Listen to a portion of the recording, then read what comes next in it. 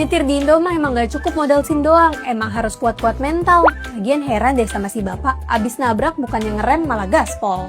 Terus yang sering jadi pertanyaan nih, kalau emang bener dan gak ngerasa salah, ngapain kabur? Kenyataannya banyak warga Indo yang gampang diprovokasi dan meledak-ledak. Mungkin nih ya, itu yang akhirnya bikin pemilik kendaraan panik dan akhirnya kabur. Kayak di mobil ini yang udah ada dashcam DK, jadi kalau ada kejadian kayak gini, jadi ketahuan kan lecet segede gini karena apa? Kalau bukan karena Deka nggak akan bisa punya bukti dari banyak sisi.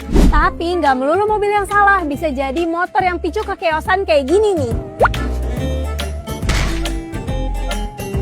Ngadepin drama di jalan dan debat sama masa yang lagi emosi emang bakalan susah. Karena yang gampang cuma kacang Deka, soalnya udah gratis pemasangan dan tinggal serahin ke teknisi.